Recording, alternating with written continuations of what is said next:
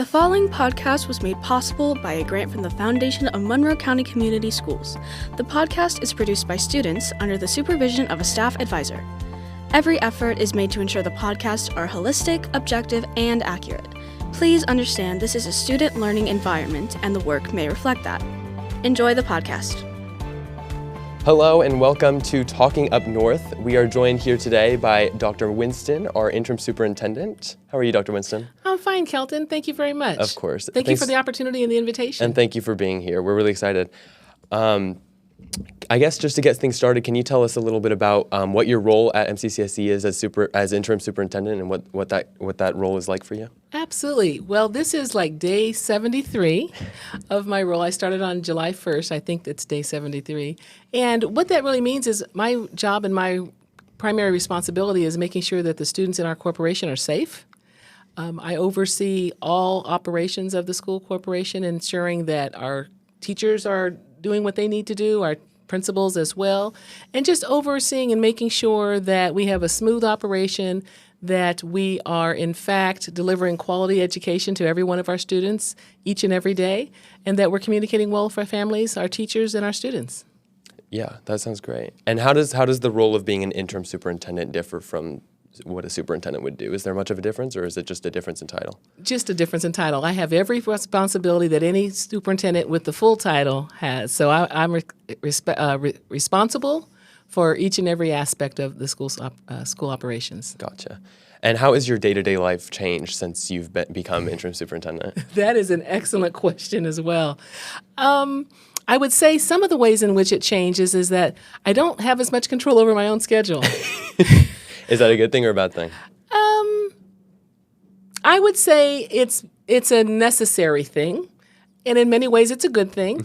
It's a challenging thing. It presents new challenges, and just in terms of management of time and responsibilities and meeting timelines and deadlines and such. But overall, I would say it's been good. It's been a good transition. I think the fact that I've been in the corporation for almost 8 years now, I pretty much knew where things were. I had some pretty good ideas, but it's amazing. Once you begin this particular role, there's a whole new world that I really didn't know and I wasn't necessarily privy to. So it's opened my eyes in a lot of ways. Are there some examples of that you can share with us? Well, I think one of the biggest areas of responsibility that is taking a lot more of my time than I probably anticipated is just facilities, management, making sure that our buildings are fully safe, making sure that repairs are happening, and planning for how do we maintain the level of upkeep with all of our buildings. So that's probably one area that I have spent so much time on just in these last couple of months. I knew it was a part of it, but I don't think I appreciated fully to the degree. Right. And of course, the finances. The finances of the entire corporation are certainly completely on my shoulders at this point in time. And so that's kind of a heavy lift to be responsible for something as significant as that, because we're a major entity in our community. And so I feel a great deal of obligation and responsibility to make sure that we are spending appropriately and that we're spending wisely. With that increase in responsibility, do you find there's also a similar increase in the reward that this job brings you? Without a doubt.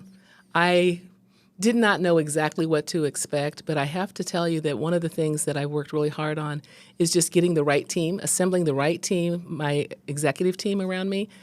That has been one thing that's been very rewarding, and I think just being able to put my fingers on and have a larger impact. I've always been very committed and very interested in systemic change, the kind of big changes that you can do that really move a system. Even as a young educator, I always knew I wanted to do that. I didn't necessarily aspire to be a superintendent. So to be in this seat now and to see the potential of how I can work with my team to make really, really good decisions that are positive for students, there's nothing like it. And I'm really very excited and honored, and I feel very blessed to have been asked to serve in this role. And so you mentioned assembling your team. Is that part of phase one of your entry plan that you came up with? Yes, it is. Can you tell us more about what happened during phase one and how that's moved into the phases 2 and 3, which are ongoing, I think, right? They are ongoing. Okay. So phase 1 really was establishing my executive team, and those are kind of like, I think of them as like my board of directors, like my key advisors. So that's somebody that's over finance, so my CFO, having someone who's over curriculum, so the assistant superintendent over curriculum instruction and assessment, that's a member of my executive team. Having someone who's in charge of communications, that's a really critical piece, and the technology. Mm-hmm. Making sure that I have somebody that's in charge of human resources, and the operations piece, which is transportation, food service, facilities, and did I forget any areas? I'm going around the table of my executive team. Oh, yes. And then also somebody who's in charge of safety and health. All of those are the most essential pieces. And so getting the right people on that bus and in the right seats, you got to get that part right in order to do anything else. And so that was probably my very first assignment, was to begin to fill those positions. And I think second to that was beginning to establish a relationship with the school board members, learning them, allowing them to get to know me, and establishing the kind of working relationship that's going to allow us to communicate well, collaborate well, and work together on the behalf of the students that we serve. That was phase number 1. Okay. How about phase 2? I think the infographic I saw mentioned community engagement and talking to families and things like that. Yes. A lot of phase 2 has involved the planning and preparation for the Childs Templeton merger. That's been a big piece of phase 2, but that's not all of phase 2. I would say phase 2 is really introducing to some and reintroducing to others who I am. When I sat in the chair of assistant superintendent or deputy superintendent, a lot of folks knew who I was and they knew what I was responsible for. But I didn't want to make any assumptions that they knew me and they knew my direction and priorities. And so it's been a very major priority of mine to invest the time in talking with teachers in our buildings, talking with our leaders, talking with community folks, political officials and such, leaders within community organizations to really listen. If you pay attention, and clearly you have, listen and learn as much as I possibly can.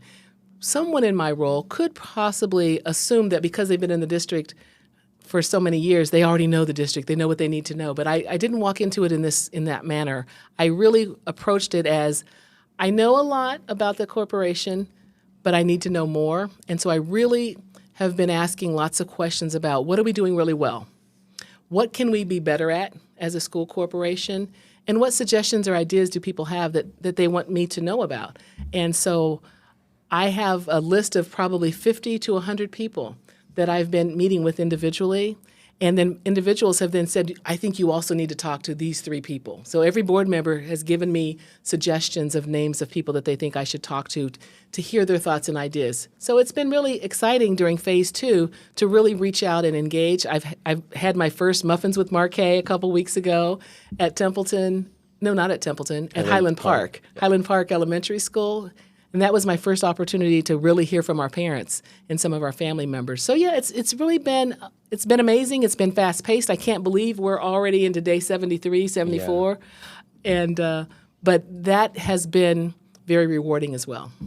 And then how does that differ from phase 3, which I think is the current phase, but I'm sure there's some blending going on in there. There's definitely some overlap. Sure. In many ways, I feel like I'm still somewhat in phase 2. Sure. And I think I was probably a little aggressive when I was putting that together and thinking of what can I accomplish. I'm like, who said I should do that in 30 days? Somebody said, you said. And so I was like, well, I was kind of crazy. So I think part of it is stepping back and maybe thinking more about, okay, now how do we start putting some things into action? What are some things that the teachers are saying to me that I need to listen to? Are there some easy wins that we can start implementing right away that will be beneficial to the teachers and to our students? And so I would say phases 2 and phase 3 kind of blend in together in a lot of ways. But there are a few things that are forthcoming. So for example, during phase 2, phase 3-ish, I want to begin having some conversations with community members, specifically about our early learning priority. You may or may not know, but we are expanding our pre-K program. And we've done so, and we've opened up 15 new pre-K classrooms over the summertime.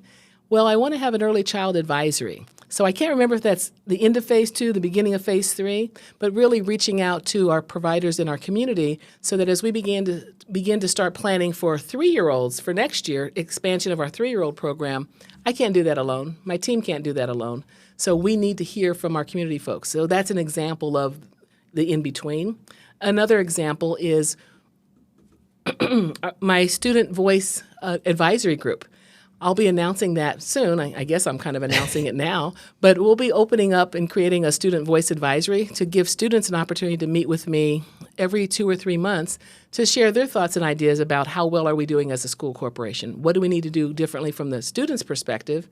And what are some suggestions and ideas that they think that their superintendent should be thinking about? I want to circle back to, you mentioned the 3 pillars you have, which are listen, learn, and lead. Can you tell us how you chose them and kind of what the thinking behind that was? Yeah, excellent question. The thinking really had to do with the fact that I view myself as an excellent and avid listener. I find myself listening to hear what people are saying, but I also find myself listening to hear what's not being said out loud. I've always done that. I think my early career, it was always important to me to understand. And so part of the focus is listening to understand more than anything else. I want to understand why someone's frustrated about something, because is there something that we could be doing differently? I want to understand why someone thinks this is a better idea than this idea. And so listening to understand is really, really important. It's probably a core tenet of who I am as an individual as well as a leader. I think that the learning piece is just my sense of humility to make sure that I'm learning as much as I possibly can. We have such amazing educators. We have such amazing community members, students, and parents. There's a lot for me to learn. And so I want to be able to take that learning and figure out how to apply it. And I think between the listening and learning, that's going to help me to be a more effective and more efficient leader. And so I think the 3 go together, they go hand in hand because one cannot exist without the other. And that's kind of why I put it that way, because I think it really speaks to an approach to leadership. I think that's wonderful. As you've begun filling this role over the last, you said 73 days, to us it looks like you're at the top of the chain. So is there if you walk into work one day, who's telling you? No one's telling you what to do, right? So how do you? Everybody's telling me what to do Really? every day of the week. Well, I get emails and suggestions, and Sure. so folks have their own ideas about what the superintendent should do. But I report to the school board, so I have 7 bosses, and that's different. That's a whole new change for me to have 7 individuals that collectively are my boss. And so the nice thing is they certainly give me latitude to do the work, and they direct as a body, so they collectively make decisions around policy and governance. And so that's their work. And then my work is the management and oversight of the day-to-day operations of the school system. But yeah, I do feel like I get a lot of suggestions and directions as to what, from the community as to what they would like to see happen. But I appreciate that as well. Right. I try to be responsive. I know I just got an email just the other day that was about school start times. Why does this school start this time and why does that school start this time? And Dr. Winston, I think you should do this. So I get those kinds of emails on a regular and consistent basis. And I appreciate that because I want to understand why that person feels that way. And so part of my goal then is to be able to be responsive and to say, thank you for sharing that information, bringing that back to my team to give some additional consideration to what's been shared. How do you prioritize all these different inputs that you're getting? That's what I'm working on, to be very honest with you, because there are so many. Each of them are very demanding of my time and my attention. I think that also is beneficial to me that I have such a talented team of executives around me. And so part of the prioritization is talking with them, delegating certain tasks to different members of the team to kind of follow up on and bring me back recommendations. But then I also prioritize by figuring out to what degree does this impact student safety? To what degree does this impact financial reasons? Making sure that whatever decision making that we have to engage in, that we're very thoughtful about impact on students, impact on families. I see. Is there something specific you're working on right now that's really exciting to you? Wow, yes, everything.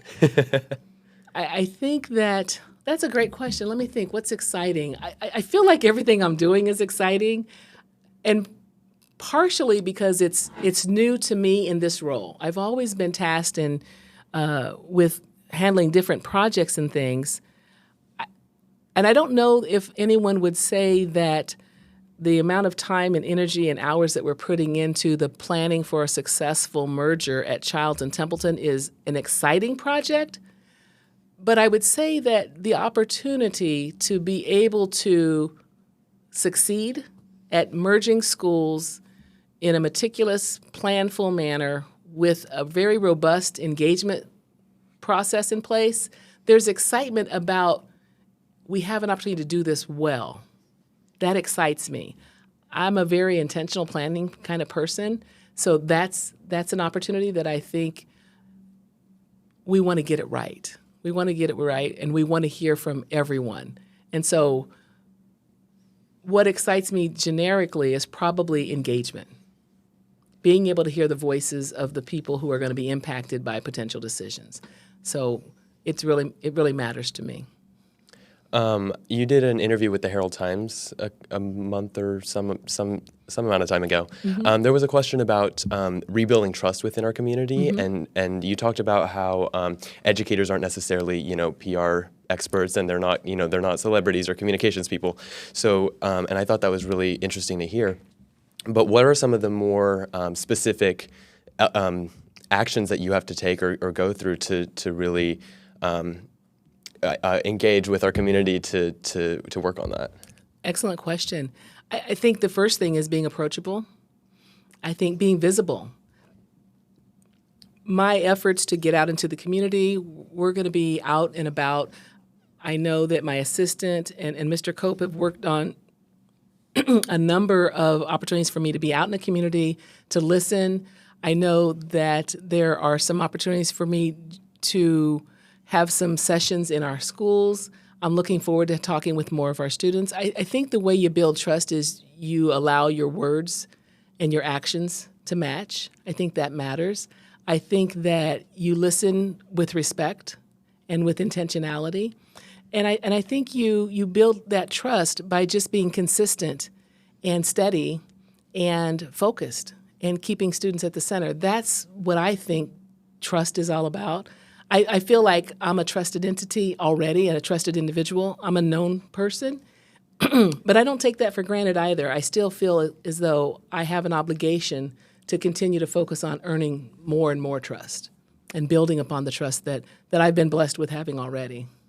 Can you tell us more about Muffins with Markay and the different maybe meeting or town hall style initiatives that you're working on? Yes. So Muffins with Markay is really just an opportunity to bring folks together. And you know how it is. We come together, we like food. And then, just the notion of muffins, Markay. Okay. I have to ask, did you come up with that name? Well, it was a collaborative. And so really just an opportunity to talk with one another, to hear. And I was able to do it with a group of teachers at Highland Park, and they had such amazing things to share.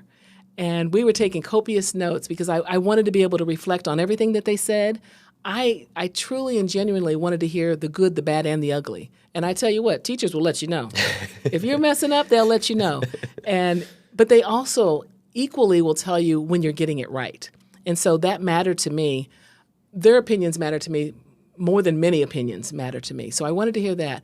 But I also got an opportunity to meet several parents. And I wanted to hear about their challenges. And I heard a couple situations that I came back right away and I went to one of my executive team members and I said, hey, I've got this parent. They said X, Y, and Z. Can you please follow up on that? Because I want us to be responsive. I want us to be timely. And I want us to be accountable. And so really, Muffins with Markay is just an opportunity to engage and to talk. And we're going to have some town hall sessions. I think our first town hall session is going to be at Tri-North Middle School. I think it's in October, and we're still working on that format of what that's going to look like. It'll probably be a little bit more formal.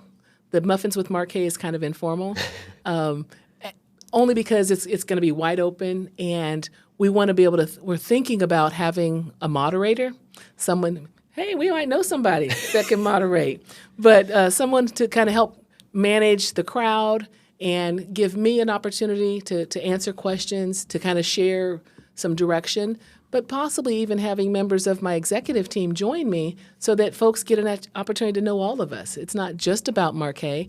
I sit in this particular chair, but we do this work together. How about student voices? You talked about the student voice groups that you were thinking about implementing. What do you think the importance of including students in the conversation is? You can't move forward and do anything without hearing from your students. I think the evidence of that for me is I've always wanted to know what students think.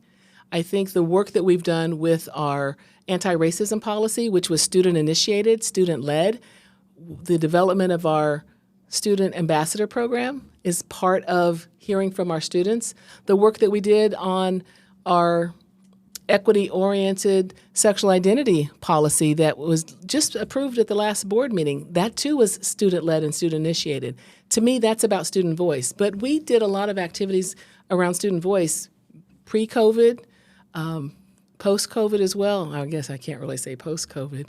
But student voice matters because you all are at the center of everything that we do. And if we don't center the voices of the students that we're serving, then I think we're not doing our jobs. And so I appreciate hearing the criticisms that students have, their concerns, and I don't take them as criticisms. It's like, listen, this part's not working for me.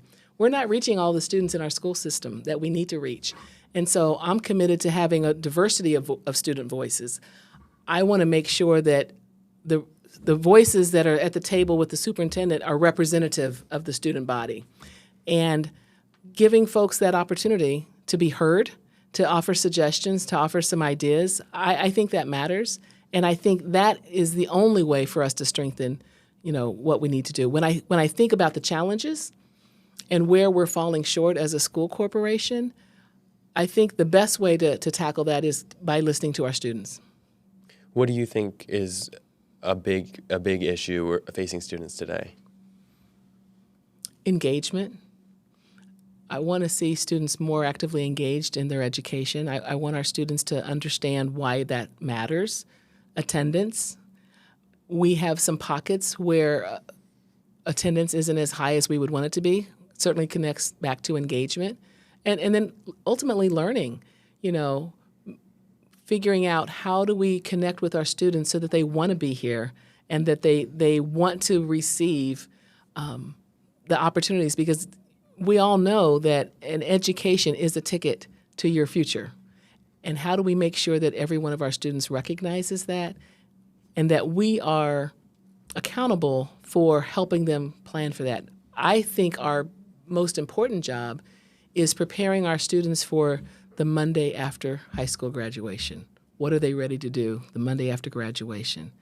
That matters. What have we gotten them ready for? So those are some of the things that I think matter. And I think asking our students some of those very questions through an advisory, through a lunch, through a hallway conversation, that's where I think I excel the most, is engaging with our students. How does our district and how do you measure student success and learning and these outcomes in other ways than just standardized test scores or grades? Life after high school, the Monday morning after graduation. I think, do our students have a plan? Do they have the resources? Do they know about the availability of resources to exercise the plan that they've established? I don't think it's about test scores. I mean, certainly that matters. Happy students who have a forward-facing path for what their life is going to be, something that's going to help them get to where they want to go. That's the most important thing that I think that we deliver. And students who feel included and welcomed, loved and appreciated, respected, that's the measure for me. If we have happy students who are ready the Monday after high school graduation, I think we've done our job. That must be a little kind of tricky for you if you're kind of removed from the classroom. How how does that work? Do you talk to your staff or I guess you go to the graduations. What does that look like? Well, it looks like me going, I try to get to as many activities throughout our schools. Now, we've got 23 buildings, and I was sharing with you how it was a lofty goal to get to all schools. I thought I was going to do it in 2 weeks. I said I didn't. That was the only pressure I put on myself. But I like to go to the activities. I like to go to the athletic events, to the concerts, the performances, the plays. I think that's one way I stay connected. I think talking to students. I think the reason why having a student voice advisory, and I purposely call it a student voice advisory because I want folks to recognize it's about the voices of our students. The reason why that matters to me is how do we make this a better system? How are we being responsive? And so, no, I'm not in the classroom, but I do talk with my teams. I've got instructional coaches who are in classrooms. I talk to teachers who are in classrooms. So I feel like I've got my finger on the pulse because they're really great informants. My curriculum office, they're in the classrooms all the time. They're in buildings. The principals inform me. They're in classrooms throughout their building each and every day, or they should be. And so I feel like I've got a lot of trusted folks who kind of keep me in the loop on what's going on, and that's how I feel like I know. It's not the same, and it's hard to be removed because I really, really enjoy working with students, and so that's probably been the hardest adjustment is being further and further away from students. But I'm very intentional with creating opportunities to be around students so that I don't get so far removed that I don't understand. Sure. I want to bring up one more issue. I've been looking at it a little bit, but I'm sure especially our teachers and parents is the new state legislature looking at new high school diplomas and different things going on at the state. How do you measure the impact that future decisions might have on our district, and how do you and your team look at making sure that aligns with our goals as a district? Well, I have to say that the first version of the new high school diploma that they put out was pretty alarming for every educator, I think, in this state. And I encouraged our building principals and folks to reach out and respond and give feedback because we were concerned about the watering down of the curriculum. We were also concerned about misunderstanding of the importance of the arts and access to the arts for students. And the second version is improved, probably still not ideal, but it's certainly better. And so regardless, we're going to continue to offer high-quality instruction no matter what they come out with. I'm certain that the expectations that we have far exceed the minimal expectations that they're going to establish. And part of that is going to require us to communicate with the legislators. Part of it's going to require us to be in communication with the State Department of Education and continuing to kind of keep our focus on what is it that our students need. That has to be the predominant conversation for us because we can't do less for our students. We don't feel like we're doing enough. There's always room for growth and improvement. And so that's been a big hot topic with me and my team. As soon as the new changes came out, we began sitting down and dissecting and figuring, okay, now what does this mean for us? What does it mean for our students? And so it's something that's a major priority. I'm meeting with the principals next week. We're going to be talking about the new changes again. And so that will continue to be a conversation amongst our team. Okay. That's everything I wanted to get through. Is there anything any of you guys had? Dr. Winston, anything you want to add that I left out? Wow, you asked some wonderful questions. No, I think you really hit on it. The most important thing, I think, for me is connecting to students, keeping students at the center of our decision-making. One of the questions I ask myself and I challenge my team is it good for kids? Whenever I hear a recommendation, is it good for kids? Does it make sense? Is it fiscally sustainable? Those are the things that matter. And listening to our teachers, listening to our students, listening to our families, I want to be that superintendent that's accessible. I want to be that superintendent that's a communicator in chief and that communicates well. And even when there are disagreements, figuring out how we work around those disagreements. I see myself as a coalition builder. I see myself as a communicator, and I see myself as a problem solver. And I think that a school corporation would want those types of characteristics in a superintendent. And so I just want to say thank you for this amazing opportunity. It's lovely to have you here. To do this. I have enjoyed it very much, and I appreciate your questions. They're very thoughtful, and they challenged me to think a little bit as well. So thank you for that opportunity. Well, it was lovely to speak with you, Dr. Winston. Thank you so much. Thank you. Thank you for listening. We hope you enjoyed the podcast. We welcome feedback about the podcast, but remember, this podcast was student produced, and as students, they are still learning. So please be kind when sharing feedback. If you have questions or comments about the podcast, please contact bhsnmedia@gmail.com.